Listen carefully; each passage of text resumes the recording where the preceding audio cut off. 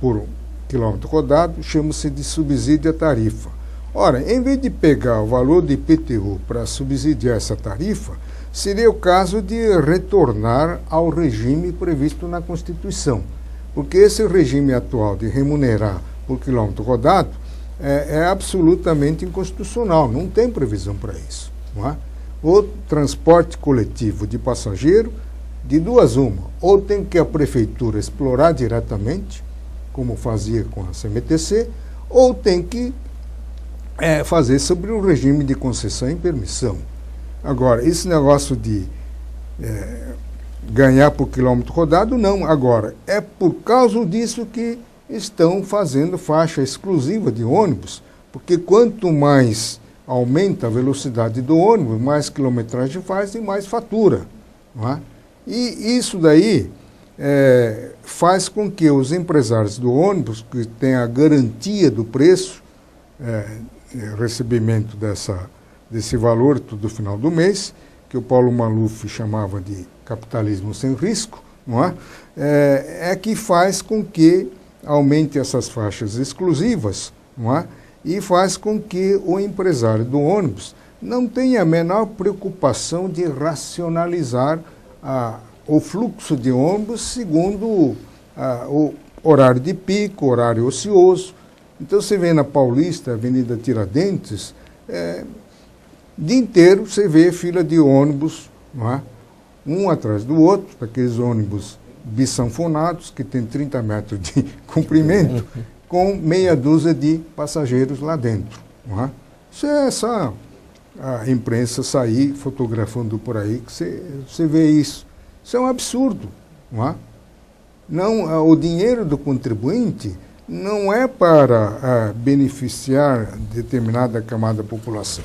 Isso também fere o princípio da razoabilidade. Isto é, você para sustentar, beneficiar determinado segmento da sociedade, você não pode impor o ônus desproporcional, não é? E irrazoável a um outro segmento social. Quer dizer, basicamente também, em outras palavras, ao tentar, é uma ideia, eles estão propondo tirar os táxis da faixa de ônibus. No caso, porque o táxi não ganha por quilômetro rodado do governo. Mas teoricamente. É uma incoerência, uma incoerência, Raul, sabe por quê? Porque o táxi, tanto quanto o ônibus, é um serviço público. Exato. É um serviço público. Ninguém pode ser taxista sem permissão do poder público. É um serviço público de transporte. Não é? E agora, se você considerar macroeconomia, se você raciocinar em termos nacionais, você vê que há uma contradição enorme, né? Enquanto o governo federal está incentivando a produção cada vez maior de automóveis, e ninguém compra automóvel para enfeitar a garagem, você compra automóvel para usar, não é? Mesmo porque hoje em dia, devido à deficiência do transporte público, o automóvel passou a ser um item necessário, não é? Então o governo federal ele começa dando incentivo fiscal para a instalação de novas fábricas. Dá incentivo para o usuário adquirir o imóvel por meio de um financiamento.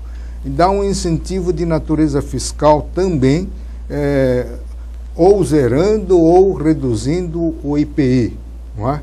E para o táxi já há mais isenção. Não é? Então, enquanto o governo federal faz isso, o governo municipal está desestimulando o uso do carro, que, em última análise, significa desestimular a aquisição do carro.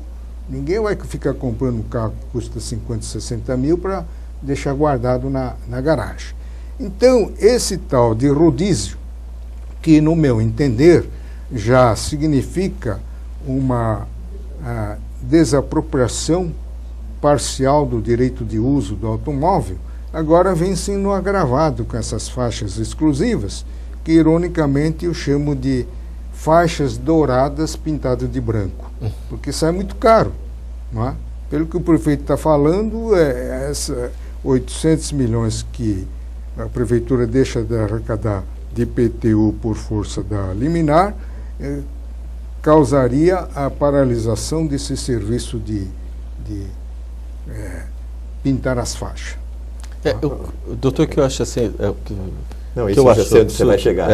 Que eu acho absurdo. Não, até fazendo um parâmetro, nós temos aqui na cidade de São Paulo um governo que vem do PT, né? E, claro, o governo federal hoje está colocando toda essa questão do empreendimento à Copa. Quem vive na cidade de São Paulo percebe que você, andando na 23 de maio, na subida ali perto já do aeroporto, fica inviável ir indevida. Então não existe um planejamento para a parte viária nenhuma, que eu acho, para a gente chegar à Copa. Aí eu vou entrar em outra pergunta com o senhor. Aumenta-se o ITBI.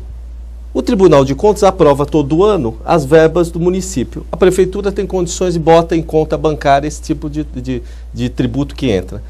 Será que não há aplicações, o tribunal não vai fazer uma avaliação, não tem dinheiro público suficiente na ciranda financeira que possa contribuir para esse trabalho, ao invés de tirar e onerar mais o cidadão? E só complementando, o professor Kiyoshi Arada, eu sei que é talvez um dos maiores especialistas desse país na questão dos precatórios. Nós já conversamos em outros programas a respeito disso. Ora, os precatórios estão inclusos no orçamento anual do município a serem pagos. E não são. O que me parece, professor Kiyoshi, é que nós temos muita verba destinada aos setores que, porém, não são utilizadas ao longo do ano como deveriam. Então, na verdade, nós temos muito dinheiro sobrando, mas que não estão sendo aplicados como recursos da cidade. E essa foi a revolta do Paulo Scaff, que originou, né, toda essa questão de IPTU. É o seguinte, como é que, não tendo essa verba, nós vamos prejudicar a cidade? Se existe muito dinheiro que já está destinado no orçamento e que não é utilizado, seria isso? Exatamente. O problema da prefeitura, tanto para precatório como para outras obras, nunca foi problema de falta de recursos financeiros, mas foi exatamente consiste na má administração dos recursos financeiros que tem aos montes, né? São Paulo ostenta, se não me engano, o 7º orçamento do país, né? Só perde para o estado de São Paulo, Rio de Janeiro, Rio Grande do Sul,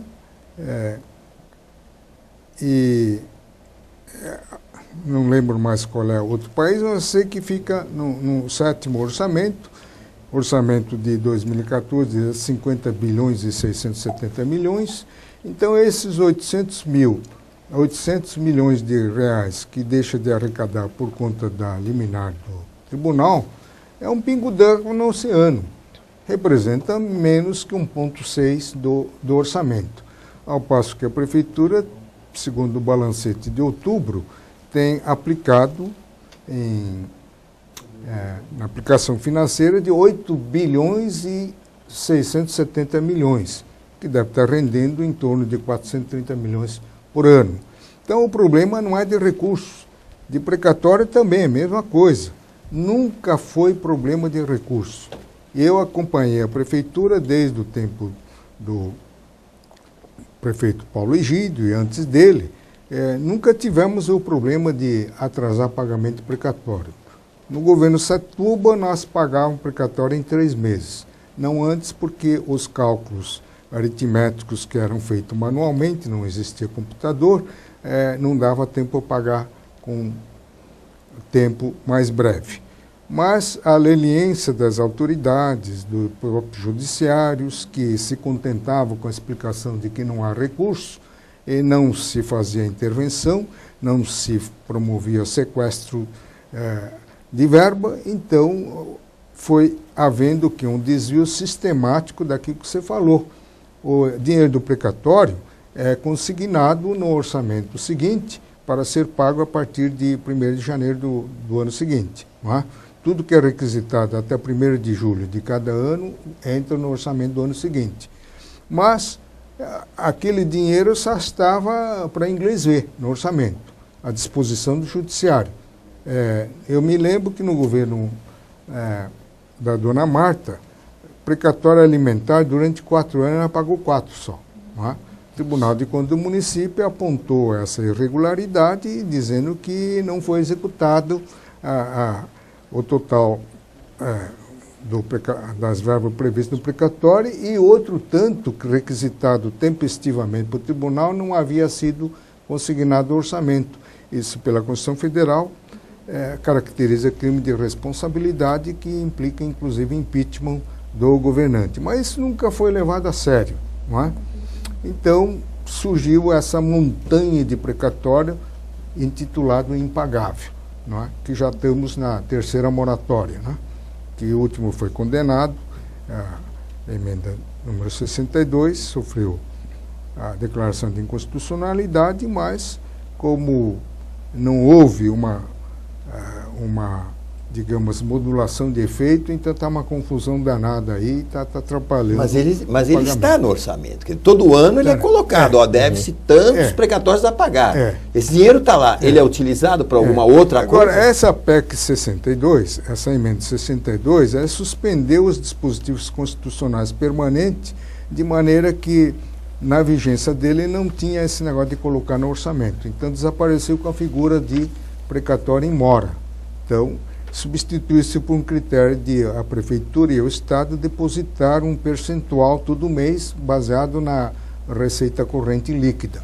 Então, não existe essa tal de consignação orçamentária.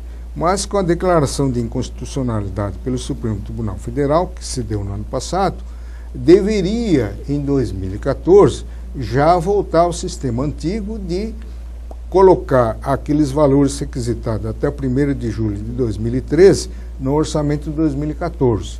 Mas como em matéria de precatório, em matéria de pagamento da dívida pública, não se levou muito a sério, eu acho que nenhuma entidade fez isso e não vai fazer e vai ficar por isso mesmo. Entendeu? Agora, o que está causando toda essa situação de desequilíbrio, dívidas e mais dívidas, não é exatamente a falta de recursos. Para começar, o Brasil é um país que mais tributa no mundo. Estamos chegando a 36%.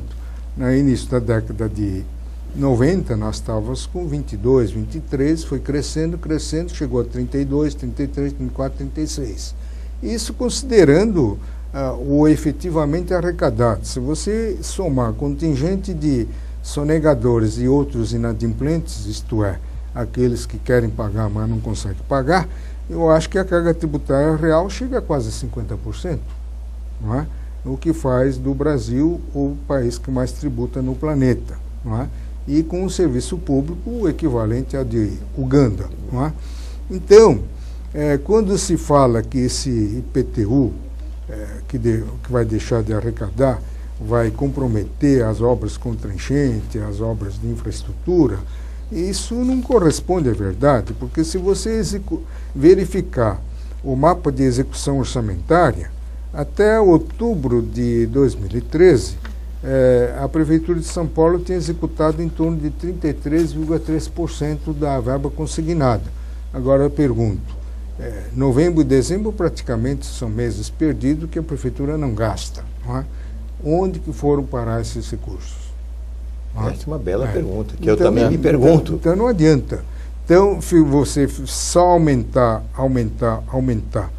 e não gasta o recurso separado no orçamento, destinado pelo orçamento, pela lei orçamentária, que é referendado pelo Poder Legislativo, vale dizer que a população consentiu naquele direcionamento, se isso não é cumprido, a cidadania está sendo desrespeitada, a lei orçamentária está sendo desrespeitada e chega à conclusão que não adianta aumentar os recursos.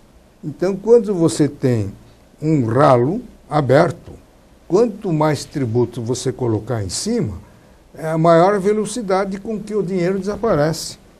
Essa é a lei da física, não é? Então, você primeiro precisa fechar os ralos, para depois começar a falar em aumento tributário, caso mesmo assim seja necessário, não é? Eu acredito que o prefeito atual tenha dado início a combate a uma, digamos, uma limpeza na administração, evitando esses desvios de recursos na área do ISS, no próprio IPTU, não é? Combatendo a chamada máfia dos fiscais, não é? Mas não é só a máfia de fiscais, tem que combater outras áreas também, principalmente na área de licitação. E falando em licitação, o Tribunal de Contas do município, pela vez primeira, não é, cumpriu corretamente com a sua missão constitucional de exercer uma fiscalização da execução orçamentária de forma preventiva, ao barrar aquele projeto de instalação de corredores de ônibus, né? Faltou, no entender do Tribunal de Contas, um projeto básico, né? E faltou a indicação de fontes de financiamento desse recurso.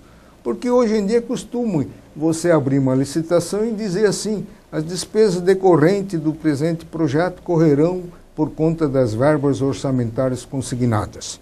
Mas tem que dizer, apontar qual é o número da dotação, onde que estão. De onde sai o recurso? Senão como é que você vai saber? Você vai examinar toda a peça orçamentária, que tem 10 mil páginas? Não dá. Tem que dizer onde que está. A desapropriação é a mesma coisa. Decreta-se a desapropriação de milhares de imóveis, as despesas decorrentes correrão por conta da dotação orçamentária em vigor. Mas onde que está esse recurso? Toda dotação tem seu número, tem que pelo menos dar um número para você verificar se existe aquela verba, e se não existe, pela Constituição atual, pela Lei de Responsabilidade Fiscal em vigor, você não pode fazer desapropriação, porque diz que só havendo prova de existência de recursos que você pode fazer. Porque senão vira precatórios que vai gerar o quê? Um problema infindável. Não é? Você ganha a ação, ganha o precatório, e quem vai se beneficiar é o seu bisneto. Não é? Basicamente, está certo. Agora Tokyoshi, se a gente tem uma lei orçamentária e já se prevê, por exemplo, que para o plano viário, estou voltando à questão dos corredores de ônibus com relação ao IPTU, e naquele plano viário que tem que ser aprovado no Tribunal de Contas do município, é isso, né? No plano diretor, já com essas empresas que são terceirizadas, teria que trabalhar isso? Eu queria que o senhor voltasse essa situação. Como é que o prefeito chega e fala assim: não, mas agora eu estou de 2009 para cá, eu pego o dinheiro do IPTU para fazer esse trabalho, esse plano viário que já deveria estar previsto em orçamento? Olha, a Constituição Federal tem uma regra expressa no artigo 167, número 4. Não pode ter imposto com destinação vinculada. Isso é proibido. Tanto é que o antigo IPMF, por incidir nessa proibição, o jurista Jatene, na época, que era ministro da Saúde, resolveu, ele trocou a sigla. Em vez de IPMF, virou CPMF. Ninguém sabe que exatamente é um tributo intrínseco. Virou permanente. À medida em que o produto da arrecadação tem que reverter a favor da finalidade que ensejou a sua criação. Então, pelo menos, ficou aí. Só que parece que a saúde, se não piorou, não melhorou também. Entendeu? Então, não é o recurso que vai melhorar. Não, aliás, até sobre esse assunto, professor, não sei como é que o senhor analisa essa questão, porque, aliás, foi uma outra grande vitória que o Paulo Scaff encarou lá também, porque todo esse grupo todo foi lá e conseguiu derrubar essa CPMF, que parecia tornar-se um imposto permanente, né? Mas eu ouvi um argumento muito interessante de um especialista, um advogado especialista em planos de saúde, que falou, inclusive, Jafé, use lá nos seus argumentos, que quando, de uns anos para cá, pelo péssimo atendimento do sistema público de saúde em termos gerais, milhares e milhões, até milhões de brasileiros migraram para os planos de saúde. Seja os planos de saúde das empresas ou particulares, que eles próprios assinaram para não ter que aguentar o caótico sistema de saúde. Ou seja, naquele momento, milhões de pessoas foram, ao longo dos anos, deixando o serviço público, né, para utilizar-se dos convênios. Ou seja, isso causou um alívio maior ainda, né, para as verbas. Portanto, a CPMF é completamente desnecessária. Porque o que acontece é que as pessoas deixaram de gastar dinheiro do serviço público para migrarem para os planos de saúde às suas próprias expensas. Eu participei dos debates lá na Fiesp quando o Paulo Scaff liderou bandeira de luta contra a CPMF exatamente porque não estava cumprindo sua finalidade. E o engraçado e até irônico que essa luta da Fiesp não fez efeito na Câmara dos Deputados, que seria exatamente o órgão competente para ouvir o clamor da população. Ela foi derrubada exatamente no Senado Federal, que não nos representa, representa os estados. Não é? Então, essa é uma passagem interessante. Agora, essa CPMF tanto não fez diferença em termos de saúde, que ela acabou sendo extinta, e é uma prova inconteste do que mais recursos para isso, para aquilo, etc., na verdade não resolve os problemas. Né? O que resolve os problemas é a ação de um estatista, né? O estatista que sabe fazer a grandeza do país com menor ônus, menor sacrifício imposto à população pagante. Porque seria muito fácil você governar, com poucos recursos financeiros, ele consegue extrair o máximo de eficiência, que, aliás, é o que está na Constituição, né? O princípio da eficiência. Né? Mas aqui, não. Como se arrecada com maior facilidade, não é? Então o dinheiro também é gasto com maior facilidade. Não há um certo planejamento. Então o dinheiro em excesso até me parece que atrapalha o planejamento, entendeu? O sujeito vai gastando a olho, né? Exatamente. É um saco sem fundo isso aqui. É, por isso que a indignação, por exemplo, de homens como o Paulo Scaff e das entidades de comércio que também acompanharam nesse processo. O OAB também. OAB, principalmente no sentido de que peraí, nós na empresa, na indústria, no comércio, nós trabalhamos com aquela verbinha que a gente tem. E se a gente tem que cortar custos, cortar isso, fazer uma administração austera para conseguir levar o nosso negócio à frente. Agora, para o governo é muito fácil, ele planeja mal as suas contas, não sabe gastá-las devidamente, e quando falta dinheiro, ou eles acham que falta dinheiro, vão lá e o povo tem que pagar. Quer dizer, isso é uma coisa meio complicada. Mas viu, Raul, cedo ou tarde eles vão acabar recriando o CPMF com o nome de é um outro nome, né? Contribuição para a Seguridade Social, uma coisa assim. Securitária, né? Então, essa bandeira foi lançada muitos anos atrás, e o presidente do Conselho Superior de Direito da FEComércio, o professor Ives Gantra, me convidou para fazer uma palestra a respeito, inclusive dei uma pequena entrevista na televisão, e onde comprovei por A mais B da absoluta desnecessidade de recriar essa contribuição social, porque existem recursos de sobra. Exato. Não é? Enquanto o governo federal não estiver esgotando, tostão por tostão, toda a verba consignada para o setor de saúde, não se justifica. Não é? Executa-se mais ou menos 57%, 60% dos recursos previstos para a saúde. Não é? Então, esse negócio de a presidente falar que vai trazer dinheiros do pré-sal, né, o recurso do RAI do pré-sal, para reforçar a dotação de saúde, não faz muito sentido, né? Você teria que reforçar se você estivesse esgotando toda a verba que está lá. Mas como isso não está acontecendo, então não adianta reforçar. Não é? Então, aqui no nosso país, tudo se resume na boa administração dos recursos financeiros. Não é? É o que eu sempre digo. Essa é uma diferença que existe entre o curioso no poder e o estatista no poder, que nós não temos mais estatista. Talvez os 20 anos de regime excepcional que nós atravessamos tivesse contribuído para desaparecimento da classe de estatistas, né? Que precisamos, está na hora de começar a construir, formar os estatistas. Não é? Chega de curiosos. Agora, curioso, quando é populista ao mesmo tempo, é mais perigoso ainda, né? Porque você acaba convencendo que a bola é quadrada e todo mundo diz que sim. Não é? Então, é o que eu sempre digo. Isso só seria possível com digamos assim, o despertar da cidadania. E em junho do ano passado, houve um esboço nesse sentido. Em 2005 eu já escrevia que um dia a população vai se perceber e vai começar a protestar, não é?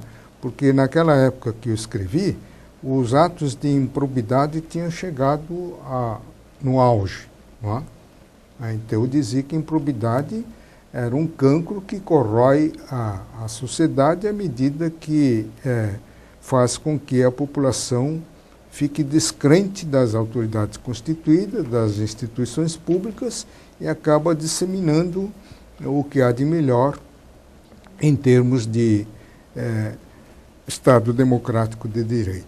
Bom, nós estamos chegando, né, Walter, ao final do programa. O Walter vai fazer também os comentários. Eu só queria pedir ao Walter, né, claro, o doutor Quioche, que pudesse voltar ao programa, que foi o professor Quioche lá da parte 2, porque tem muitos assuntos que nós gostaríamos de perguntar para o senhor. Eu, da minha parte, queria cumprimentar o Walter pela brilhante escolha do professor Quioche. Nós somos admiradores, né? Tanto o senhor como o professor Ives Gandra, que também é nosso habitué aqui no programa, são talvez as maiores capacidades jurídicas desse país, e homens que não se voltam apenas à questão jurídica em si, mas à questão da cidadania.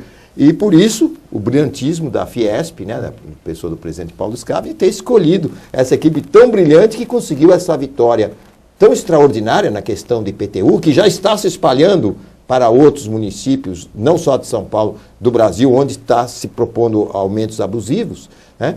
Porque realmente a equipe de vocês são pessoas do mais alto conhecimento jurídico e que tem muito a nos acrescentar, não só nesse aspecto, mas em outras questões que estão abalando o país. Eu queria cumprimentá-lo, né, e ao senhor, ao professor Ives, ao doutor Rony, então toda essa equipe que fez esse trabalho brilhante, que mostraram que a população pode sim dar um basta ao abuso dos governantes.